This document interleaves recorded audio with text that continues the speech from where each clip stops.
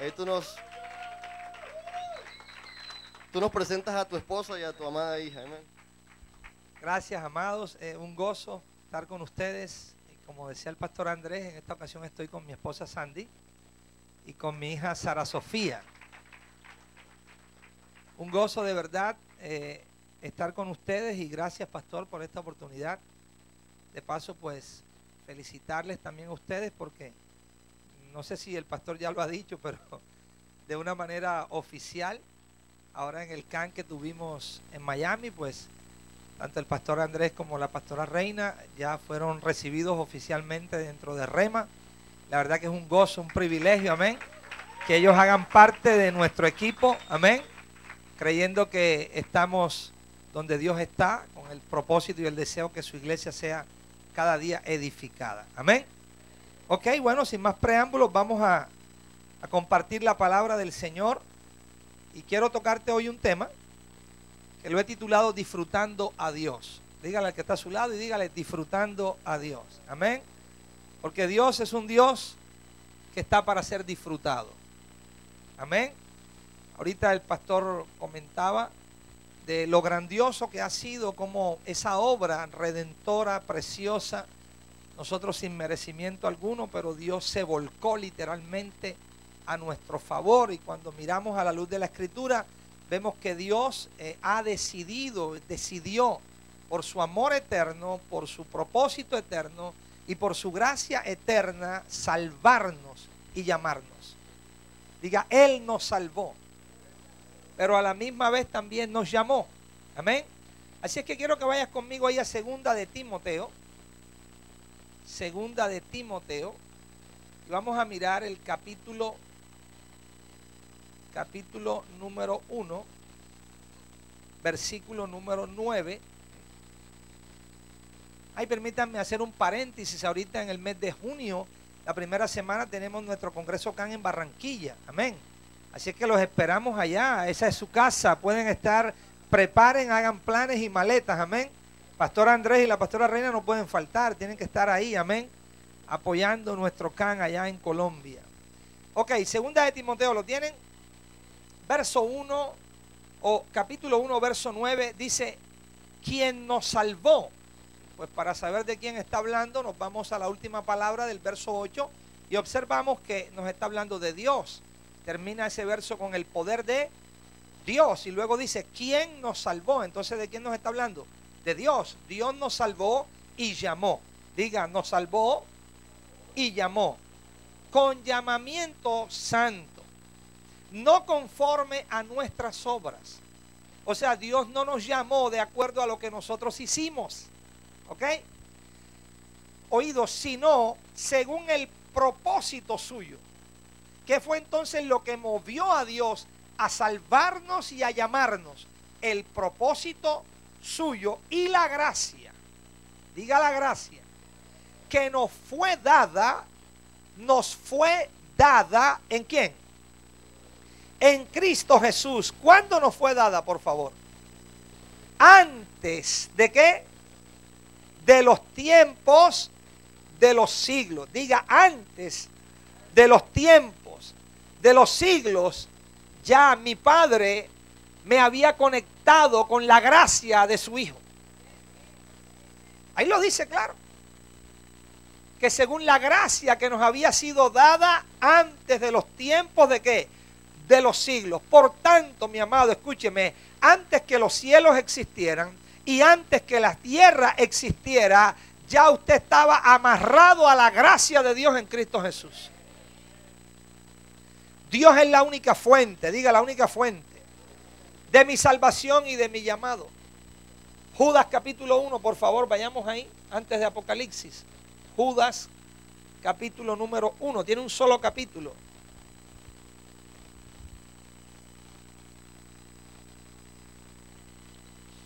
Y vamos a buscar ahí el verso número 1. Dice, Judas, siervo de quién? De Jesucristo y hermano de Jacobo, a los llamados, santificados, y permítame hacer un paréntesis, la palabra santificados en el original significa amados o habiendo sido amados, oído, a los llamados, santificados en Dios Padre y guardados ¿en qué? En Jesucristo. Por tanto, el texto nos está diciendo a los llamados, oído, que han sido amados, porque eso es lo que la palabra santificado significa, habiendo sido amados. Entonces, a los llamados, habiendo sido ¿qué? Amados en Dios Padre y guardados ¿en quién? En Jesucristo. Lo que el texto nos está diciendo es que nunca ha habido un tiempo, nunca ha existido un tiempo donde Dios no nos haya amado. Eso es lo que el apóstol está diciendo. Nunca ha existido un tiempo. En la eternidad de Dios nunca ha habido un espacio de tiempo donde Él no nos haya amado. Diga, siempre hemos sido amados por Dios. Entonces, cuando un amor es de esta manera, cuando un amor es de esta magnitud, que ha sido por siempre, eso califica en un amor eterno. ¿Sí o no? Jeremías 31. Amor eterno. Jeremías capítulo 31. Miramos el verso número 3 y dice así: Jehová se manifestó a mí hace ya mucho tiempo, diciendo, escuche, con amor eterno te he amado, por tanto te prolongué mi misericordia. ¿Con amor qué? Eterno. Dígale al que está a su lado, tú has sido amado con amor eterno. Por eso te dije que nunca ha existido un tiempo en la eternidad de Dios donde usted no haya sido amado por Dios. Juan capítulo 13, verso 1. Juan capítulo 13, verso 1. Dice, antes de la fiesta de la Pascua, sabiendo Jesús que su hora había llegado para que pasase de este mundo al Padre, como había amado a los suyos que estaban en el mundo, los amó hasta el fin. Entonces, la clase de amor, escúchame, que Dios ha vertido en nuestras vidas es un amor eterno. Diga, un amor eterno. Por tanto, escúchame, la Escritura nos enseña algo glorioso. Y es que el hombre todavía no había pecado, todavía no había muerto, pero Dios ya había preparado la solución para él. Apocalipsis capítulo 13, verso 8.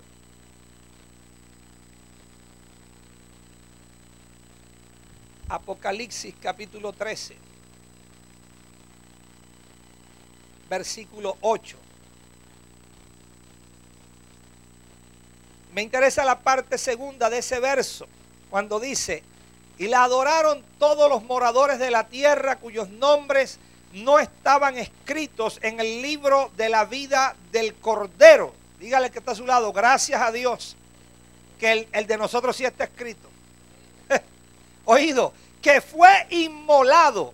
Diga inmolado. Inmolado significa sacrificado. Que fue sacrificado, ¿quién? El Cordero. Dígame desde cuándo, por favor. ¿Desde cuándo?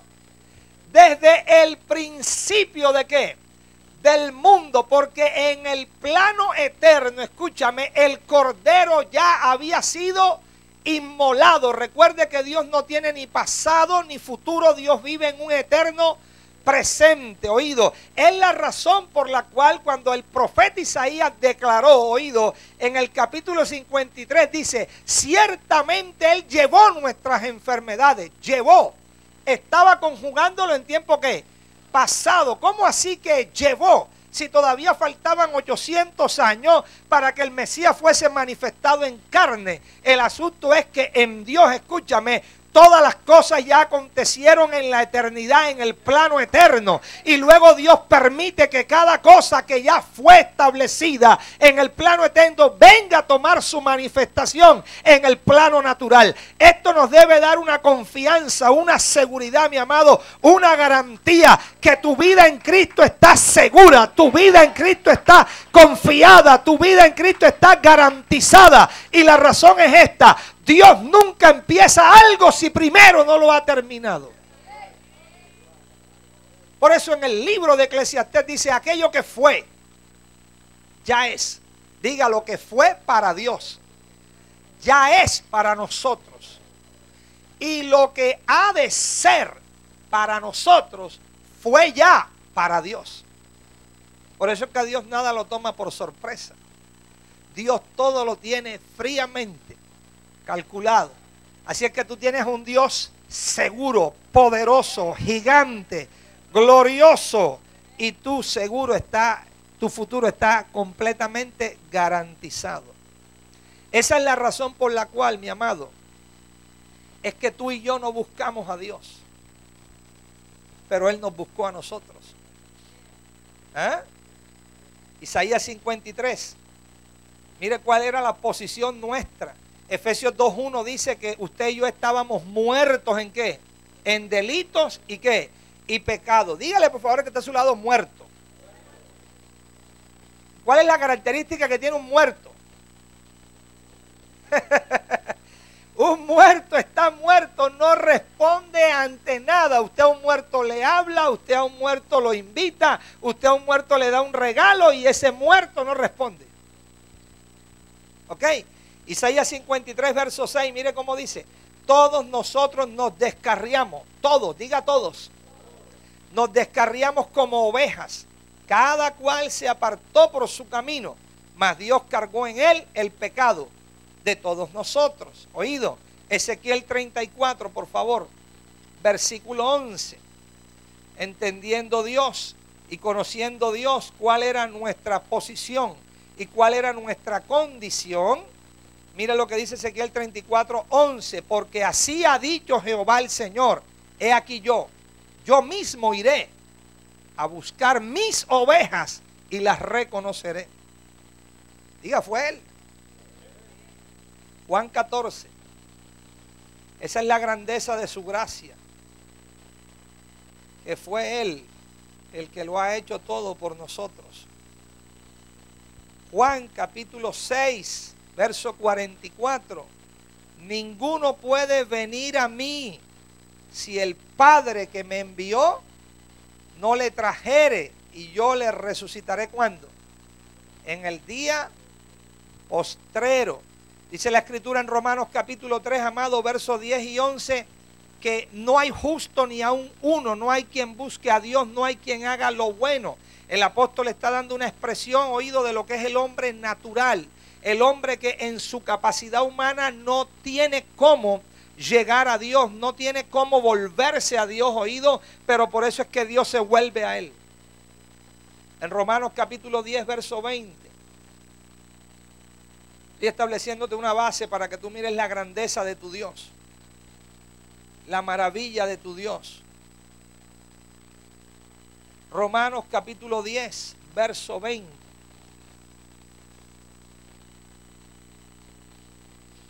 E Isaías dice resueltamente: fui hallado. ¿Fui qué? Hallado. Por favor, ¿de quién? ¿De quién? De los que no, ¿qué? Me buscaban. ¿Por qué dice la Escritura que ninguno buscó a Dios? Pero Dios dijo: yo fui hallado de los que no me buscaban. Porque aunque tú y yo no lo buscamos, Él se nos presentó. Me manifesté, escuche qué precioso, a los que no preguntaban por mí. Podemos concluir entonces, mi amado, que Dios, diga Dios, no hace parte de nuestra historia. Nosotros hacemos parte de la historia de Dios. ¿Ok? No es que Dios haga parte de nuestra historia, es que nosotros somos los que hacemos parte de la historia de Dios. Amén. Entonces la historia de Dios no está dentro de la nuestra, es la nuestra, la que está dentro de la historia de Él. Porque diga desde el principio, oído, Dios siempre ha estado amándonos y siempre ha estado, oído, estableciendo o estableció un plan y un propósito para nuestras vidas. Dentro de ese plan y propósito, oído, para nuestras vidas, en el diseño de Dios está que el hombre pueda disfrutar a Dios. Siempre ha sido el deseo de Dios. Génesis capítulo 2, por favor, vayamos ahí al verso 7. Y miremos el fundamento que nos expresa. Génesis capítulo 1 y Génesis capítulo 2 son dos capítulos extremadamente importantes y fundamentales en toda la Escritura, porque ahí está el origen de todo. Ese es el Génesis, el principio de todo. Y si entendemos estos dos capítulos, realmente vamos a tener una perspectiva clara de cuál es el propósito de Dios. ¿Ok? Porque al final de cuentas, cuando lleguemos al final, vamos a volver al principio. ¿Ok? Génesis capítulo 2 dice el verso 7, entonces Jehová Dios formó al hombre del polvo de la tierra y sopló en su nariz aliento de vida y fue el hombre ¿qué? Un ser viviente. Y Jehová Dios plantó, ¿qué plantó? Un huerto en Edén, al oriente, y puso allí al hombre que había ¿qué?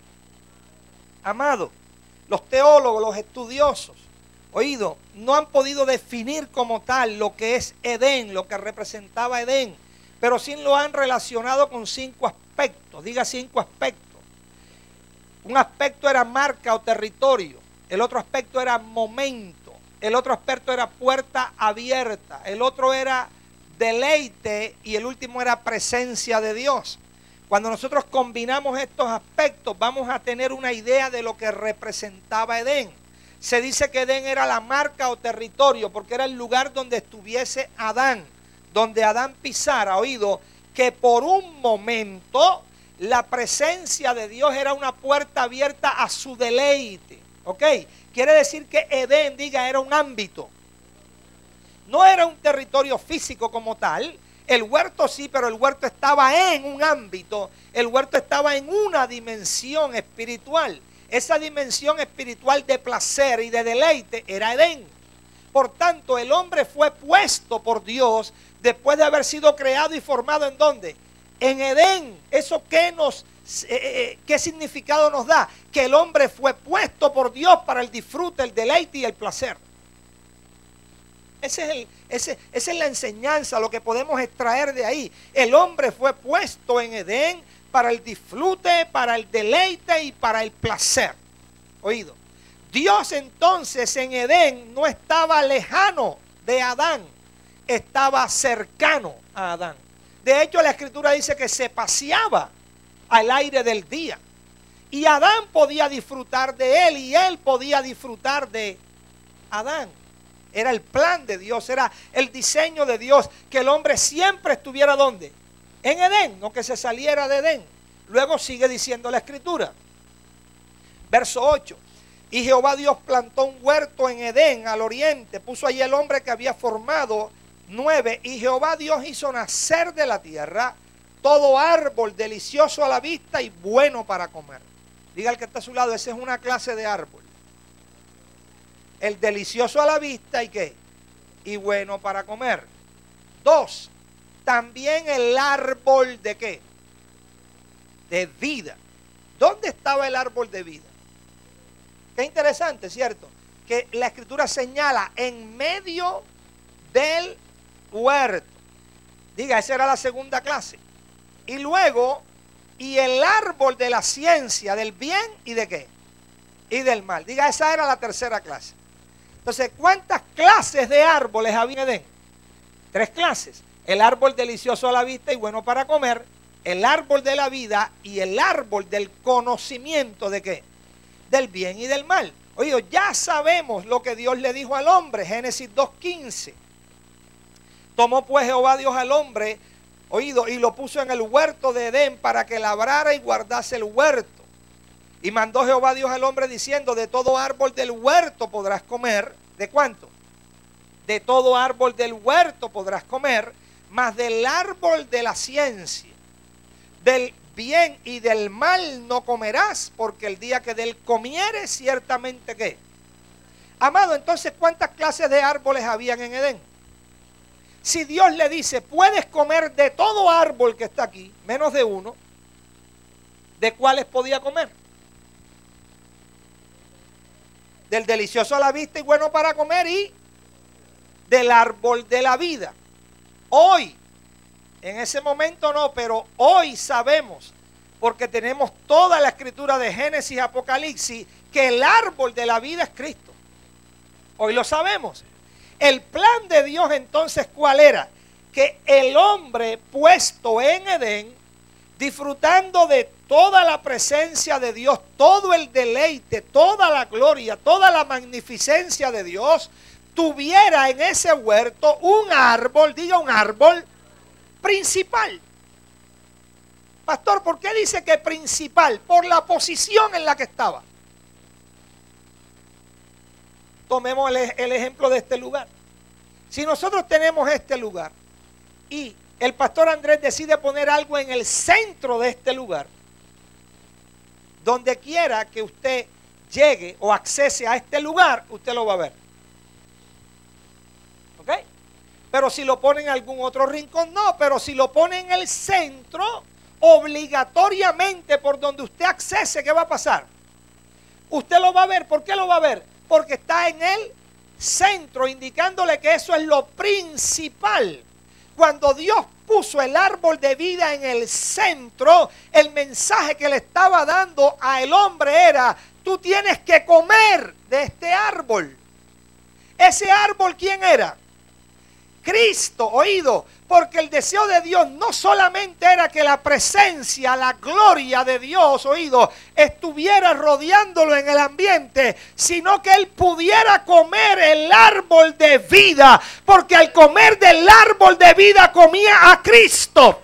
Ya no iba a tener a Dios solamente afuera, ahora lo iba a tener dentro de su corazón. Y note lo que Dios usa figurativamente hablando: comer. Comer. Porque es que cuando tú comes, escúchame, aquello que tú comes empieza a metabolizarse en tu organismo y viene a ser parte de ti. Lo que tú comes se te convierte en parte de ti. Y no solamente se te convierte en parte de ti, sino que todo lo que tú comes se exterioriza. Todo lo que usted ingresa a su cuerpo lo expresa.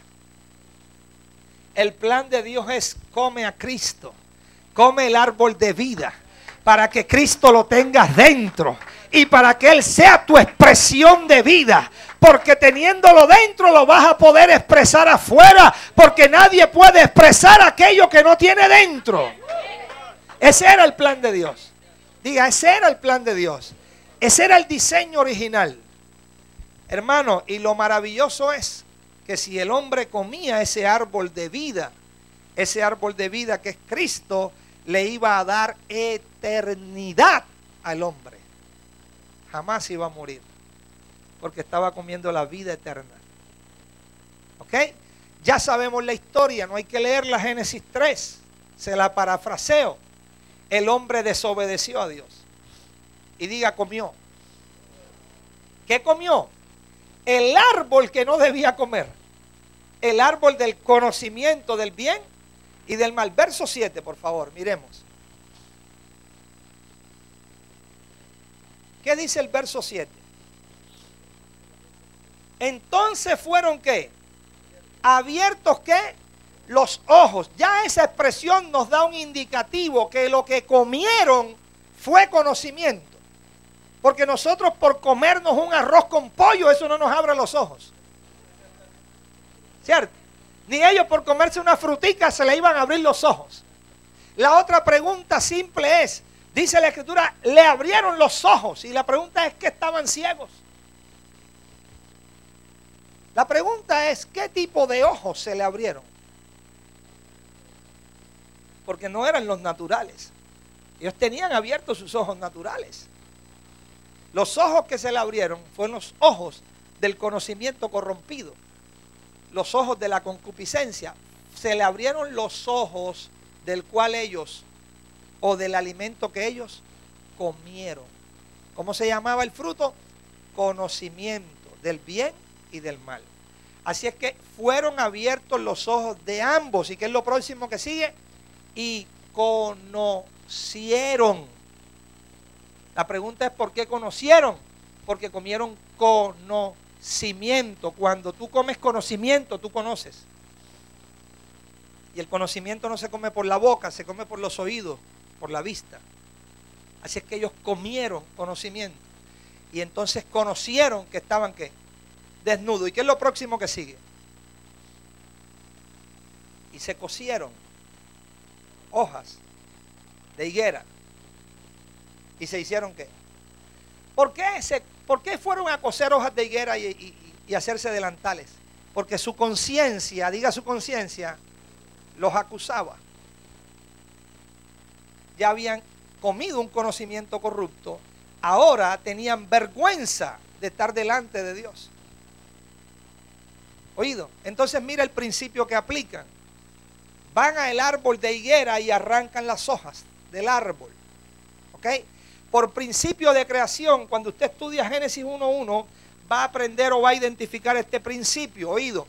Todo aquello que es creado por algo viene a ser dependiente de aquello que lo creó. ¿Qué le estoy diciendo? Que las aguas crearon los peces por orden divina. ¿Ok? Dios le dijo a las aguas produzcan peces. ¿Y ellas qué hicieron? Produjeron peces. Ahora usted saca un pez del agua y ¿qué le pasa al pez? ¿Por qué? Porque ese pez es dependiente del ambiente que lo creó. Si usted arranca una planta de la tierra, ¿qué le pasa a la planta? Se muere porque usted la está sacando del ambiente que lo creó. Cuando usted arranca la hoja de un árbol, ¿qué le pasa a la hoja? Porque la estás arrancando ¿de qué? Del ambiente que la parió, que fue el árbol. Ellos arrancan las hojas de higuera, ellos se cosen unos delantales, diga delantales. Ok, nadie les dijo que los delantales solo cubren delante. ¿Cierto? O sea, que detrás estaban desnudos. Tenían que andar con Dios siempre así. Lo que ellos no saben es que Dios tiene ojos por todas partes.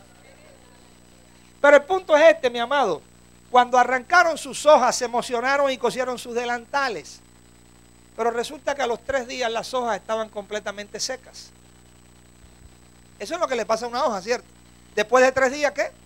Se seca completamente. Ahora usted imagínese unos delantales de hoja seca caminando. ¿Qué le pasa a los delantales? Se rompen. Aquí nace la religión. Todo intento humano por tratar de justificarse delante de Dios. Porque a los 3 días tuvieron que volver a coser delantales.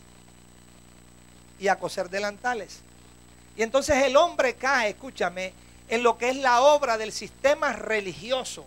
Pero jamás la religión tuvo su origen en Dios.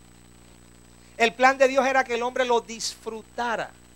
Y que Cristo fuera el deleite de ese hombre.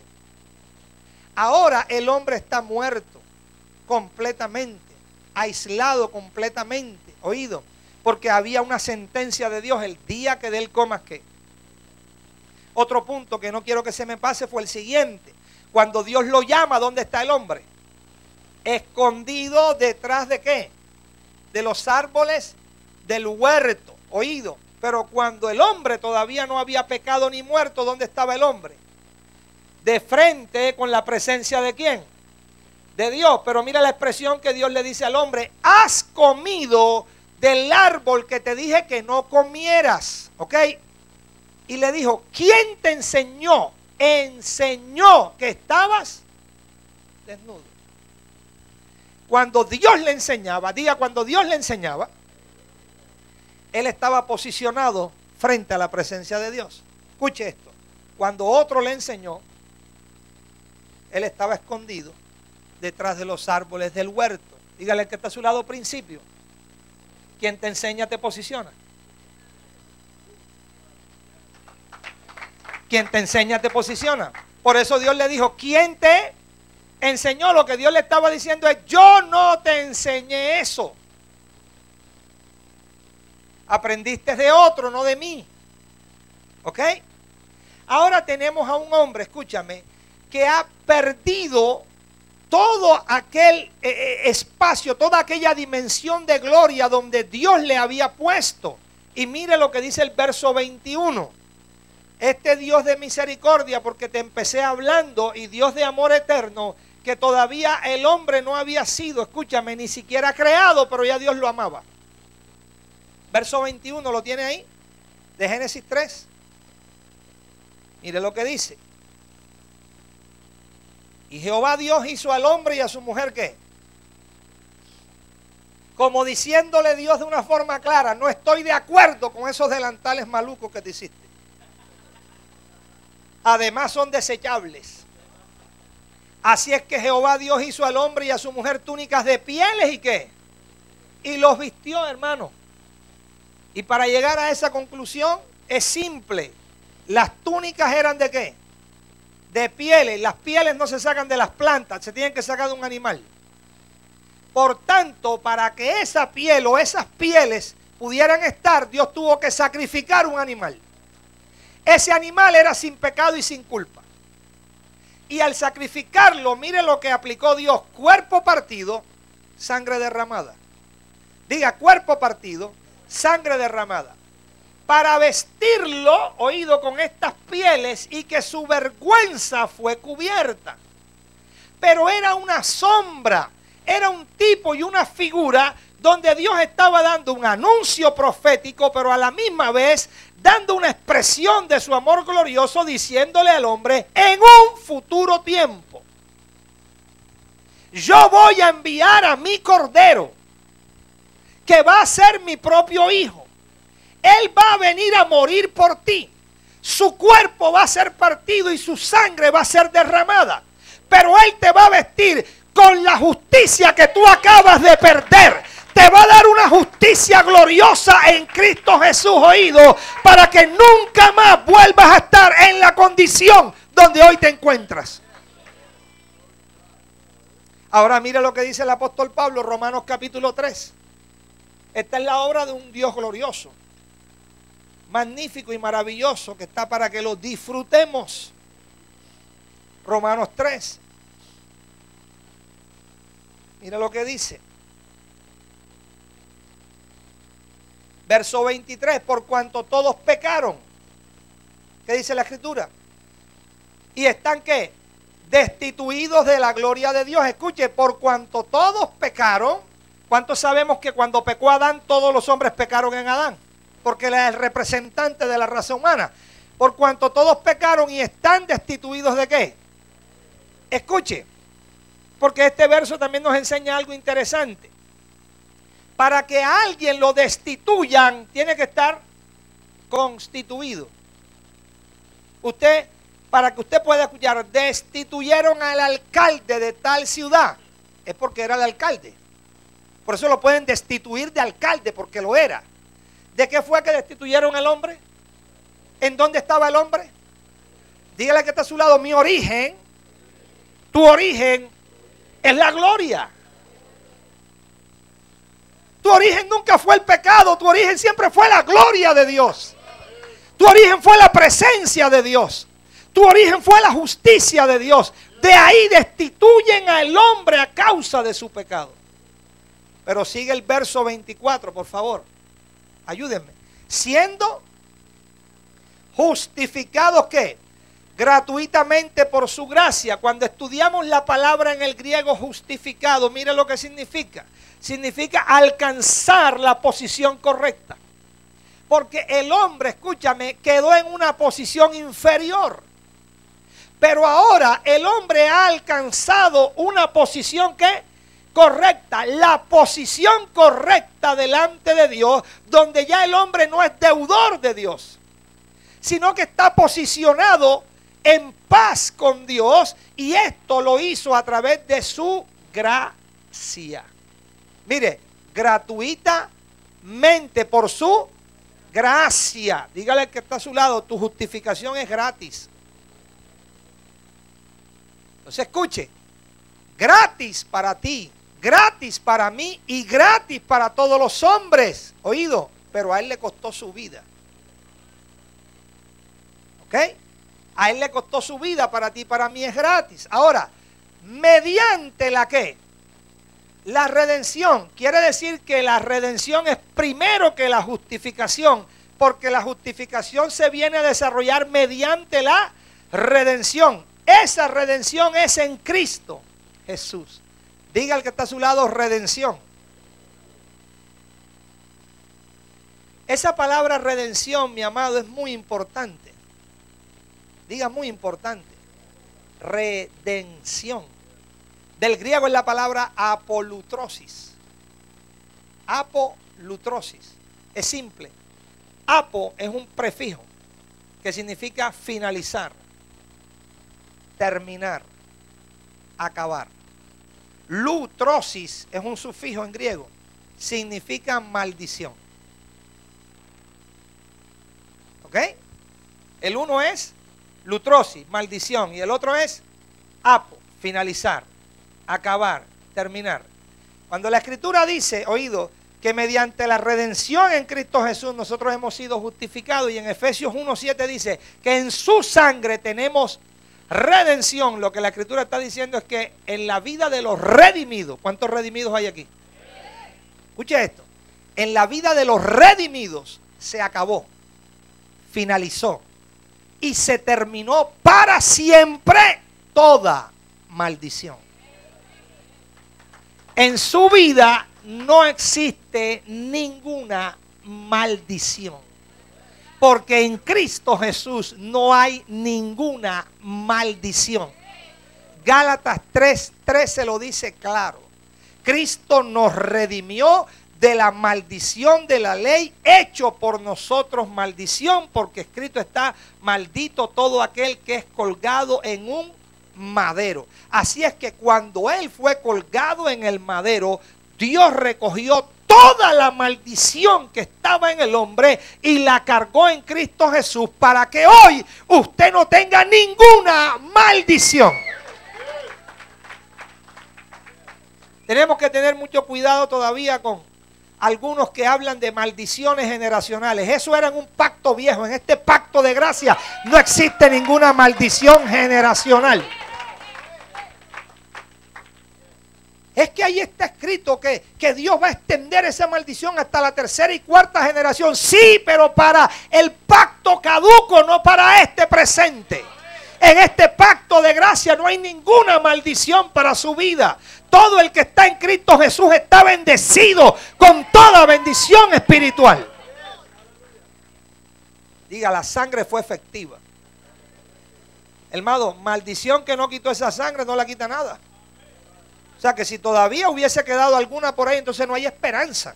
Porque si aquella sangre gloriosa no la quitó, ¿quién la puede quitar?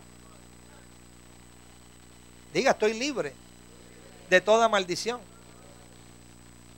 Y disfruto de la justicia de Dios. Esto es tan poderoso, amado, que no solamente la Biblia nos habla de que somos justificados, como nos habla Romanos 5:1. Justificados pues por la fe tenemos paz para con Dios. Si no, observe 2 de Corintios 5, verso 31, por favor. 2 de Corintios 5, verso 31, a ver qué dice.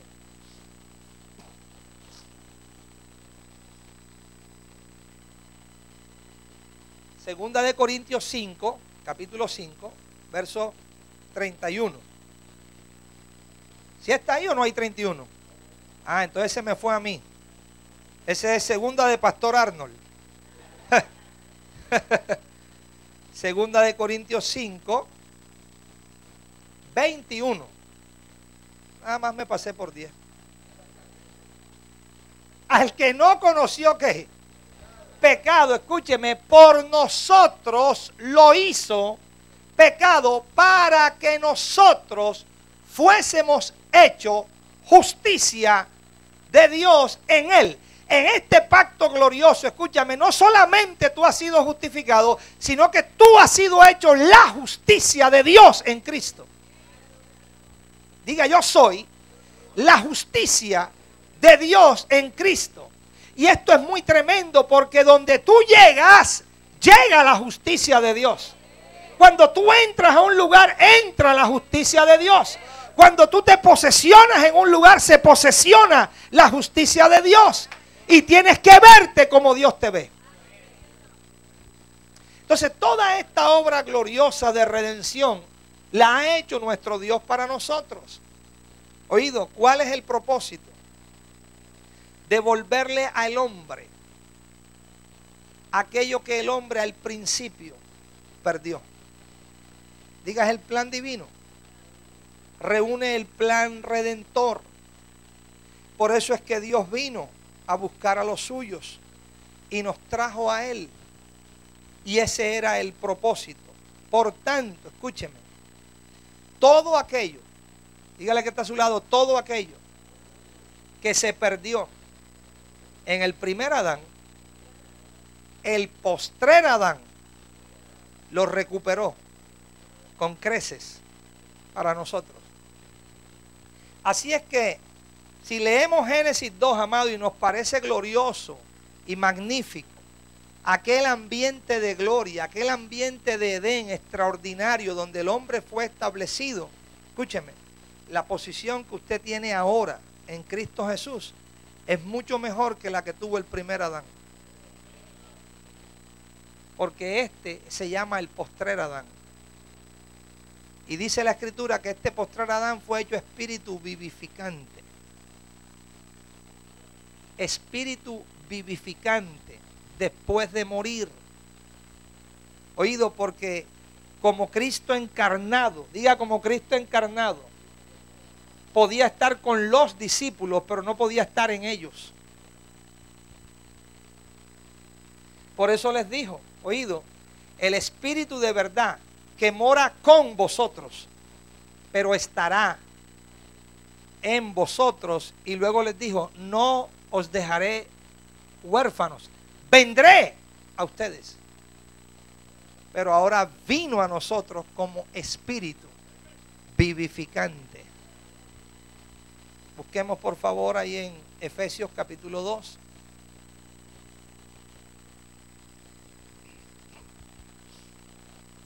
Dice el verso 4. Pero Dios, que es rico en misericordia, por su gran amor con que nos amó, aun estando nosotros muertos en pecados, nos dio vida juntamente con Cristo. Por gracia sois salvos. Y juntamente con Él, diga juntamente con Él, nos resucitó. ¿Cuántos resucitados hay aquí? Y asimismo nos hizo sentar en los lugares celestiales con Cristo Jesús. Escuche, ¿para qué? Para mostrar en los siglos venideros las abundantes riquezas de su gracia en su bondad para con nosotros en Cristo Jesús. Necesito decirte que tú estás viviendo los mejores tiempos. Tú estás viviendo los mejores tiempos, porque Dios preparó estos tiempos, escúchame, para mostrar, diga mostrar, las abundantes riquezas de su gracia en su bondad para con nosotros. Quiere decir eso que tú y yo, escúchame, somos la iglesia de Jesucristo, que son los instrumentos que Dios usa en este tiempo para Él mostrar las abundantes riquezas de su gracia. Es un tiempo glorioso, amado. Es un tiempo maravilloso. Es un tiempo como nunca antes. Diga como nunca antes. Cuando debemos expresar y manifestar todo lo que Dios ha puesto y ha depositado en nosotros. Lo más grande, lo más glorioso que Dios ha depositado en nuestras vidas, escúcheme, no es algo, es alguien. El tesoro más grande, lo más glorioso que un hijo de Dios tiene, no se trata de algo, no se trata de cosas, se trata de una persona. Vamos a buscar ahí en 2 de Corintios, por favor.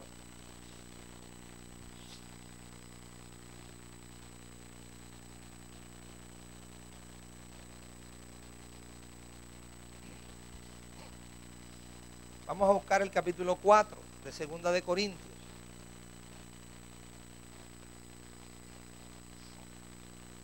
¿Cuál era el plan entonces? Al principio. El plan al principio era que el hombre comiera ¿qué? El árbol de vida. Porque al comer del árbol de vida estaba comiendo ¿a quién? A Cristo, la vida eterna. Y lo podía disfrutar, diga, desde adentro. ¿Ok? Por eso cuando Jesús le habló a Nicodemo, le dijo, de cierto te digo, Nicodemo, es necesario nacer de nuevo para que puedas ver y entrar en el reino. El nuevo nacimiento, oído, la Escritura enseña claramente que es la regeneración de la cual habla el apóstol Pablo en la carta a Timoteo. ¿Qué es la regeneración? No es otra cosa que recibir, diga recibir, la impartición de la vida de Dios. Dicho en un lenguaje simple, es cuando Dios viene a vivir dentro de ti y te hace su casa y te hace su morada. Por eso hoy en este pacto sabemos que esta no es la casa de Dios, pero esta sí es la casa de Dios. Somos la morada de Dios en este tiempo. Ahora mire, oído, lo que aconteció, 2 Corintios 4:6, porque Dios que mandó que de las tinieblas resplandeciese ¿qué? La luz. Dígale que está a su lado, para Dios las tinieblas no son problema. Amén. Así es que si usted está en medio de cualquier situación, de cualquier crisis, por oscura o negra que sea, usted esté tranquilo. El Dios que usted tiene lo tiene todo bajo control. Ocúpese usted de creer que es así. Dios no tiene problema en resolver nada. Ocúpese usted en creer que Él es poderoso para hacerlo. Oído, porque Dios que mandó que de las tinieblas resplandeciese la luz, oído, es Él que resplandeció. Es el que resplandeció, diga Él mismo. ¿Resplandeció en dónde, por favor? ¿En nuestros qué? En nuestros corazones, diga dentro de nosotros. ¿Para qué resplandeció dentro de nosotros? Para iluminación del conocimiento de la gloria de Dios en la faz. La palabra faz es cara, rostro, presencia de Jesucristo. Amado, lo que te estoy diciendo es que, oído, aquel Dios que entendió que el hombre era incapaz, oído, por sus propios méritos y por su humana sabiduría, de tomar a Dios, de recibir a Dios, porque falló en el principio. Ahora Dios en su inmensa gracia, oído, se dio a comer a ese hombre, revelándose a ese hombre. Porque el conocimiento tú lo comes por revelación. El conocimiento tú lo comes cuando Dios te alumbra los ojos del entendimiento. Por eso es que vemos muchas escrituras y leemos muchas escrituras y nos pasaba que leíamos y no entendíamos absolutamente nada, pero de repente empezamos a leer y es como si se nos hubiera quitado una venda de los ojos. ¿Por qué? Porque Dios iluminó nuestro entendimiento. Dios alumbró nuestro entendimiento. Y eso es posible porque Dios ha venido a vivir dentro de nosotros. Él se ha convertido en nuestro verdadero tesoro. Ahora el verso 7 dice así: pero tenemos este tesoro. Y la pregunta es, ¿ese tesoro es algo o es alguien? Ese tesoro es Cristo. Así es que tenemos este tesoro que es Cristo en vasos de barro. ¿Sabes para qué? Para que la excelencia del poder sea de Él, del tesoro, y no de nosotros. Él es el tesoro. ¿Y sabes qué enseñó Él? Donde esté vuestro tesoro, ahí estará también vuestro corazón. Por tanto, si tú entiendes y recibes que Él es tu tesoro, tu corazón siempre va a estar en Él. Porque donde esté vuestro tesoro, ahí está tu corazón. Ahora, oído, naturalmente, cada vez que alguien tiene un tesoro, ¿qué hace con ese tesoro? Además de esconderlo, lo contempla, lo mira, se deleita en él. Por eso el salmista, teniendo luz acerca de esta poderosa verdad, decía: Jehová, permíteme contemplarte en la hermosura de tu santidad. Amado, en conclusión es Dios tiene que ser, Cristo tiene que ser para nosotros nuestro deleite y nuestro placer. Usted debe de disfrutarlo cada día y debe de comerlo cada día, porque Él se te presenta a ti como el alimento. Yo soy el pan de vida. El que me come nunca más tendrá hambre y nunca más tendrá sed. Así es que cada día disfrútalo a Él. Cómelo a Él a través de sus verdades presentes. Disfruta cada día tu redención. Disfruta cada día tu justificación. Disfruta cada día la posición que tienes en los lugares celestiales. Disfruta cada día la competencia que Dios te ha dado. Disfruta cada día la capacidad que Dios te ha dado. Disfrútalo a Él. Todo lo que tienes por Él, para Él y en Él. Disfrútalo cada día. Porque Él es tu verdadero deleite. Diga, el deleite del Padre. El beneplácito del Padre está en su Hijo. Escúcheme esto que le voy a decir, amado. Dios no tiene otro deleite que no sea Cristo. Dios no tiene otro deleite que no sea Cristo. El placer de Dios es Cristo. El deleite de Dios es Cristo. Esa es la razón por la cual la iglesia existe. Porque la iglesia es su cuerpo. La iglesia está para expresar y manifestar a Cristo en la tierra. Porque el único deleite que el Padre tiene es Cristo. Por eso metió a Cristo dentro de ti. Para que cuando tú expreses a Cristo, Dios pueda tener deleite en ti. Pero puede tener deleite en ti porque tú estás manifestando su mayor deleite, que es Cristo. Y mire, anótese estas citas, Mateo capítulo 3, verso 16 y verso 17. Mateo capítulo 3, verso 16 y 17. Y Jesús, después que fue bautizado, subió luego del agua. Y aquí los cielos le fueron abiertos. Y vio al Espíritu de Dios que descendía como paloma y venía sobre él. Y hubo una voz de los cielos que decía. ¿Qué decía la voz? Este es mi Hijo amado en quien tengo. ¿En quien Dios tiene su complacencia? ¿En quien Dios tiene su placer? Diga, en su Hijo. Mateo 17. Mateo 17. 6 días después Jesús tomó a Pedro, a Jacobo y a Juan, su hermano, y los llevó aparte a un monte alto. Y se transfiguró delante de ellos. Y resplandeció su rostro como el sol. Y sus vestidos se hicieron blancos como la luz.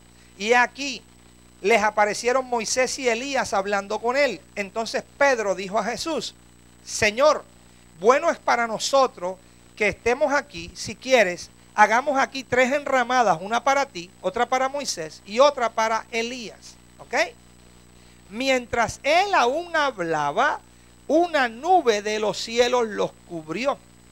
Y he aquí una voz desde la nube que decía: Este es mi Hijo amado, en quien tengo complacencia. ¿En quién es que está la complacencia? Y dice en otro texto, en otro evangelio, oído, que cuando esa voz habló, Moisés y Elías desaparecieron. Diga, Moisés y Elías desaparecieron. Moisés representando la ley, Elías representando los profetas. Amén. Porque en Cristo Jesús la ley y los profetas fueron cumplidos. Pero el punto es: este es mi Hijo amado, en quien tengo complacencia. A Él oíd. Amén. Toda la complacencia de Dios está en ¿quién? En su Hijo. Gálatas capítulo 1. Gálatas capítulo 1.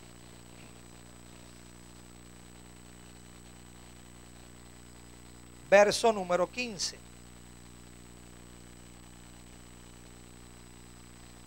O mejor, verso 13. Porque ya habéis oído acerca de mi conducta en otro tiempo, en el judaísmo, que perseguía sobremanera a la iglesia de Dios y la asolaba. Y en el judaísmo aventajaba a muchos de mis contemporáneos en mi nación, siendo mucho más celoso de las tradiciones de mis padres. ¿Cuántos creen que este personaje que está hablando aquí oído, y narrando el comportamiento y las acciones de él, que era Saulo de Tarso, no estaba buscando a Dios. ¿Ah? Estaba persiguiendo a la iglesia de Jesucristo para asolarla y matarla. Pero él no estaba buscando a Dios. Él estaba lleno de religión, no de Cristo. Pero ahora mire el verso 10. Pero cuando agradó a Dios. ¿Qué? Cuando agradó a Dios. O sea, Dios tomó placer en esto. Dios tomó agrado en esto. Y abre un paréntesis el apóstol y dice que me apartó desde el vientre de mi madre y me llamó por su gracia. Y cierra el paréntesis. Revelar a su Hijo en mí. ¿Qué fue lo que a Dios le agradó? Revelar a su Hijo en la vida del apóstol Pablo. ¿Por qué revelar a su Hijo a Dios le da placer? Porque el placer de Dios está en su Hijo. Todo el beneplácito de Dios está en su Hijo. Amén. Ahora, lo glorioso es, y mire cómo Dios conecta esto. Si todo placer está en su Hijo, oído, a Dios le plació que su Hijo viniese a vivir en usted. Para Dios tomar placer en usted. ¿Y por qué en usted? Porque en usted está su Hijo. Y 1 Corintios 6, 17 dice, pero el que se une al Señor, un espíritu, es con Él. Así es que tú eres uno con el Hijo. Por eso Dios toma placer en ti. Dios toma contentamiento en ti. Porque en ti está Cristo. Y eres uno con Cristo. Hechos 17, 28. Dice así la Escritura. Porque en Él vivimos. Y nos movemos. ¿Y qué? Y somos. Diga Él. Es la razón de nuestra existencia. En Él vivimos.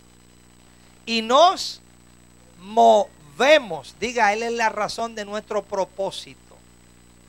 Todo lo que hacemos reposa en Él.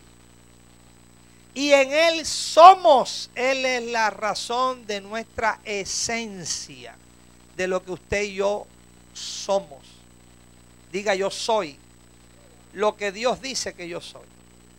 No lo que la gente dice que yo soy. Así es que en Él vivimos, en Él somos y en Él ¿qué? Nos movemos. Él es el tesoro que nos habita y debemos entender que Él es la porción que a ti y a mí nos ha tocado. Salmo 16. Diga, Él es la porción que me ha tocado. Y vaya qué porción que Dios nos dio.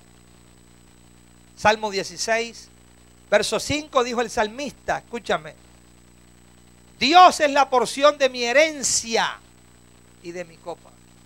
El salmista no dijo, me tocaron 40 fincas, 80 parcelas, 800 vacas, no. La porción de mi herencia es Dios. La porción de tu herencia es Cristo. Y tú sustentas mi suerte. La palabra suerte es propósito. Tú sustentas mi propósito. Las cuerdas me cayeron en lugares deleitosos y es hermosa la heredad que me ha tocado. Cuando usted estudia un poco la historia de Israel, ellos tenían por costumbre, cuando iban a repartir tierras, lanzaban cuerdas. Diga, tiraban cuerdas. Y donde la cuerda caía, la cuerda marcaba o demarcaba el territorio que le pertenecía. Usando de esta figura, el salmista dice, las cuerdas me han caído en lugares que deleitosos. Y es hermosa la heredad. ¿Que me ha qué? Porque no se estaba refiriendo a un pedazo de tierra, se estaba refiriendo a Dios. Así es que somos herederos de Dios y somos coherederos con Cristo. Mi amado, disfruta a Dios. Disfruta a Cristo. En Él, escúchame, y ya con esto voy a cerrar. En Él, diga en Él, están escondidos todos los tesoros de la sabiduría y del conocimiento. Eso lo dice Colosenses 3, 2, 3. Que en Cristo están escondidos todos los tesoros de la sabiduría y del conocimiento. Pero también dice la Escritura, en Romanos 9, 5, que Cristo, diga Cristo, es Dios sobre todas las cosas. Pero también dice la Escritura en 1 Corintios 1, 21 y 22, que Cristo es el poder de Dios y Cristo es la sabiduría de Dios. Y en Apocalipsis 9:13 dice que Él es el verbo de Dios. En Mateo 16:16 dice que Él es el Hijo del Dios viviente. En Juan 1:1 dice que Él es la palabra eterna. ¿Ok? En Efesios 3:17 dice que Él habita por la fe en nuestros corazones. Pero en Colosenses 1:27 dice que Él es la esperanza de gloria en nosotros. ¿La qué? O sea, ¿estás viendo quién es el que está habitando dentro de ti? El que es Dios sobre todas las cosas vive dentro de ti. No tienes que buscarlo afuera porque está dentro. El que es Dios sobre todas las cosas, el que es el poder de Dios, el que es la sabiduría de Dios, vive dentro de ti. Aquel que tiene en sí mismo todos los tesoros de la sabiduría y del conocimiento, vive dentro de ti, iglesia. Dentro de ti está el más grande, el todopoderoso, el verbo de Dios, el Rey eterno, el que vive para siempre, la gloria de Dios. Así lo dice Hebreos 1:3. Él es el resplandor de la gloria de Dios, la imagen misma de su sustancia, y Él vive dentro de nosotros. Por eso Él es la esperanza de gloria en nosotros. Yo declaro en el nombre de Jesucristo que tú no te quedarás sin expresar la gloria de Dios, sin expresar a Cristo. Tu vida va a ir a más, tu vida va a ir en aumento. 2014 es un año de esplendor, un año de gloria, donde vas a manifestar al Cristo glorioso. El Cristo que está dentro de ti se va a manifestar fuera de ti. Cuando Cristo, vuestra vida, se manifieste, entonces nosotros seremos manifestados con Él en gloria. Este es el año donde disfrutas a Dios como nunca antes, donde manifiestas a Cristo como nunca antes, donde expresas la vida y la gracia de Dios que te contiene, lo que tienes dentro, el depósito de Dios que tienes dentro, se abre poderosamente. Y declaro que espíritu de sabiduría y espíritu de revelación en el conocimiento de Él, de Cristo, fluye poderosamente en ti. Se alumbran los ojos de tu entendimiento cada día más y más. Y entiendes el propósito para el cual Dios te ha llamado.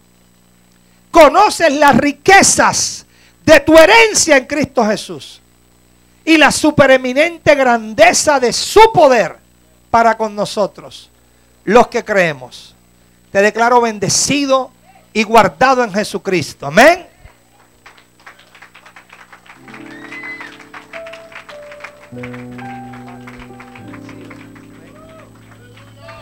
Gloria a Dios. Pastor, no te vayas, regálame un segundito. Hermano, ¿qué le parece si se pone de pie conmigo? Vamos. Queremos terminar este día, este evento poderoso. Pero pastor, ¿qué te parece si tú oras por esta congregación en este día?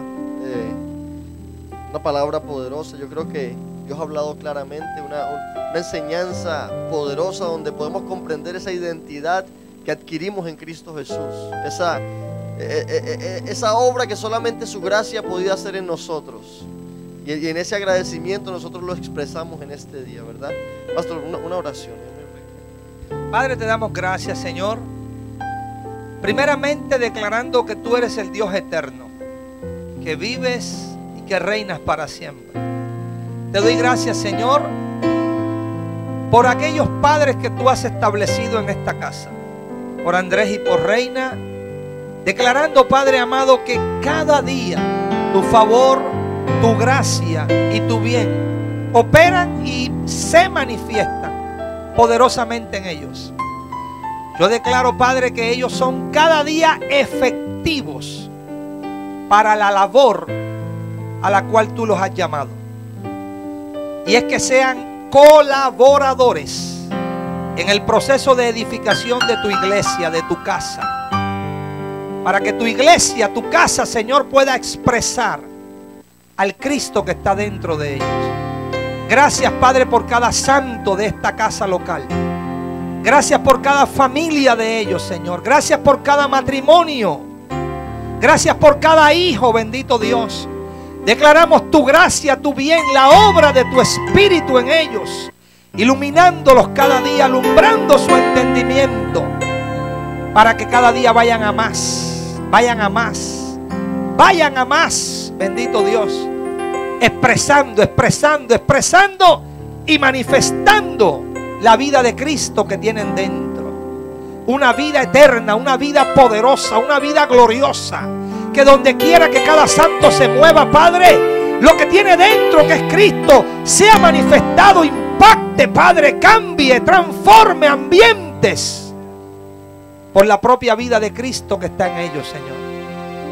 Y declaramos, Señor, tu gracia y favor con ellos, tu capacidad con ellos, para que puedan ir, Señor, al punto donde tú los has predestinado que ellos vayan. Gracias te damos, Señor, en Cristo Jesús, Señor nuestro. Amén y amén. Dáselo fuerte a tu Dios. Amén. Gloria a Dios. Así mismo, hermano, nos vamos de este lugar, pero les recuerdo que el próximo viernes nos estamos teniendo nuestra vigilia a las 9 de la noche. Nos vemos aquí, queremos orar, queremos compartir un rato como cuerpo, ¿verdad? Y obviamente el café no puede faltar, vamos a tener café. Aquellos que no toman café, a lo mejor tenemos té, maybe, eso todavía no sabemos claramente, pero el café no va a faltar, ¿verdad? Pero el domingo nos veremos a las 10 de la mañana también, y el 14 de febrero tendremos nuestra cena de enamorados, y el 21, por supuesto, las damas de la congregación se reúnen. Así que, hermanos, sean todos bendecidos. Hasta luego. Nos veremos el viernes, si Dios lo permite.